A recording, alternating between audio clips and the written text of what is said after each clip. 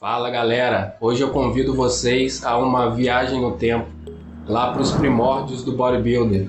Antes mesmo de existir Mr. Olympia e FBB, nós vamos lá para 1919, quando nascia um menino chamado Joe Weider, ele que viria se tornar o pai do fisiculturismo. Nesse vídeo nós vamos entender a história do Joe Weider e vamos ver como que surgiu a IFBB, o Mr. Olympia, e vamos entender como que surgiu toda essa indústria fitness, que envolve não só o bodybuilder competitivo em si, mas tudo que gira em torno dele, como academias, suplementos alimentares, toda essa indústria. Vamos nessa então? Vem comigo!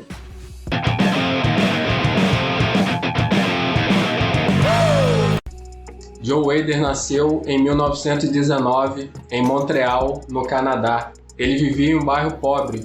Ele é filho de pais judeus. O seu pai era um operário da indústria têxtil. Ele vem de família muito humilde. E ele conta que quando ele era menor, quando ele era jovem, ele apanhava muito ali na região onde ele morava. Os garotos mais velhos sempre davam uma surra nele, até que um dia ele se deparou com uma revista. E nessa revista tinham homens fortes, homens grandes, robustos. Eram lutadores de boxe e levantadores de peso daquela época. E naquela revista eles ensinavam alguns exercícios que eles praticavam para ficar forte, para ganhar força e ganhar músculos. Ele ficou fascinado com essa ideia, ele viu ali uma oportunidade dele ficar forte como aqueles caras e ninguém mais iria se meter com ele. Ele juntou alguns trocados, foi lá e comprou a revista. E assim ele começou a praticar os exercícios. E ele ficou fascinado quando ele percebeu as primeiras mudanças no seu corpo. Ele conta que ele tentou comprar uma barra de alguns pesos e ele não conseguiu achar um lugar que vendesse. Naquela época a medicina meio que condenava a atividade física que envolvesse força. Aqui no Brasil tinha um termo que dizia coração de atleta. Naquela época a medicina dizia que a atividade física que envolvesse força, levantamentos de peso, poderia prejudicar o coração. Então era muito difícil encontrar pessoas que praticassem atividades físicas envolvendo força. Mas o Joe não desistiu. Ele conta que encontrou um eixo de carro, pegou as rodas e fez aquilo ali como se fosse uma barra e pesos, e ele continuou treinando cada vez mais e começou a competir. Naquela época, competições de levantamento de peso, e o Joe chegou a ser até campeão nacional na sua categoria. E nessa época ele escreveu alguns artigos para jornais ali da região, e ele conta que ele começou a receber muitas cartas de pessoas perguntando a ele como treinar, pessoas que queriam melhorar o seu físico, ficar fortes. E ele começou a responder essas pessoas, mas chegou uma hora que ele não dava mais conta de responder a todos.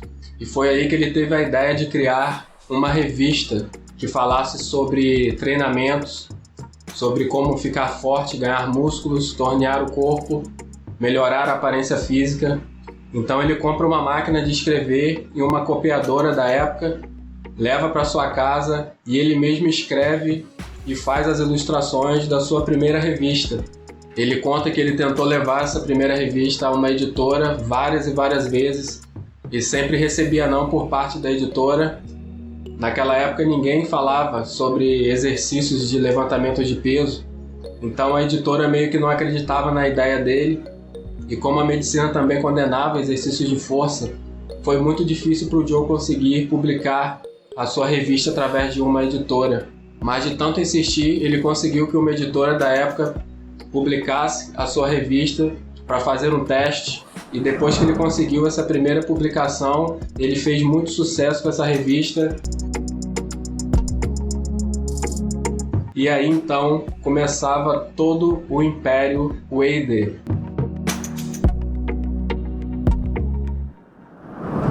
E nessa época o Joe treinava vários atletas e ele usava esses atletas para fazer fotos para suas revistas. O Joe era um cara muito visionário e ele começou a perceber que a foto dos atletas fazia muito sucesso em suas revistas. As pessoas não estavam acostumadas a ver aqueles corpos fortes, aqueles músculos torneados. Então o Joe começou a trazer modelos famosos na época para tirar as fotos junto com os atletas e as pessoas começavam a ter muito interesse em praticar atividades físicas para desenvolver seus corpos, para melhorar a sua aparência física, e assim começava-se a criar uma cultura física. As pessoas começavam a ter interesse em melhorar o seu físico, em melhorar o seu corpo, em desenvolver seus músculos. Recadinho rápido, galera, aqui na descrição do vídeo nós temos a loja BT. Lá vocês vão encontrar strap, cinto, barra fixa para prender na parede da sua casa. Legal ter uma barra em casa, não é? Confere lá, galera. E nessa época o Joe teve alguns problemas para inscrever os seus atletas no Mr. Universe, que era o campeonato mais importante do mundo naquela época. Então ele resolveu criar a sua própria federação, e em 1946 o Joe e o Ben Weider, o seu irmão, eles criaram a IFBB. E logo ele percebeu que ele precisava criar um campeonato para impulsionar a sua nova federação, um campeonato que fosse ainda mais importante, que fizesse ainda mais sucesso do que o Mr. Universe naquela época. E foi aí que em 1965 o Joe Weider criou o Mr. Olympia.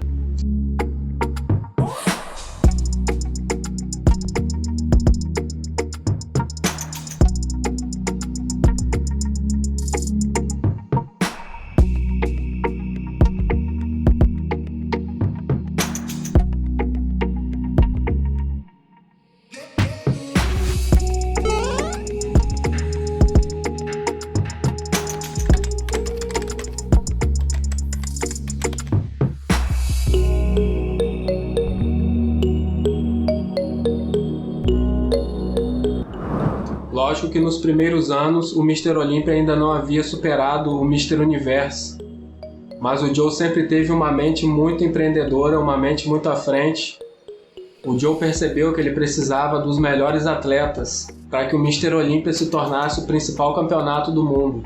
Então ele começou a procurar atletas por todo o mundo, e entre todos esses atletas que chegavam para ele de todos os lugares, ele viu um garoto austríaco que vinha ganhando vários campeonatos na Europa, que se chamava Arnold Schwarzenegger. E ele viu naquele garoto um grande potencial, um grande futuro no fisiculturismo, e não só isso, ele viu um grande carisma. Ele percebeu que aquele garoto poderia se tornar não só um Mr. Olympia, mas um atleta que viesse a divulgar muito bem o Mr. Olympia. E o Joe trouxe o Arnold para os Estados Unidos. Ele começou a treinar o Arnold e preparar o Arnold para se tornar o Mr. Olympia. E de fato o Joe estava certo. O Arnold hoje é o maior representante do bodybuilder no planeta. E com a chegada do Arnold e suas primeiras vitórias, o Mr. Olympia começou a crescer e começou a se tornar o principal campeonato de fisiculturismo do planeta. E com todo esse crescimento do bodybuilder e todo esse interesse por essa nova cultura física, começou a se criar uma indústria fitness. E o Joe percebeu que ele poderia não só vender revistas, mas ele poderia investir em outros ramos. Então ele começou a produzir suplementos alimentares e começou a produzir equipamentos de musculação. E nessa época começou a aumentar muito o interesse das pessoas em praticar atividade física. Começou a ter uma grande procura por academias, suplementos, e assim foi o início de toda essa indústria fitness que a gente vê hoje em dia espalhada ao redor do mundo e que gera muito dinheiro nos dias de hoje.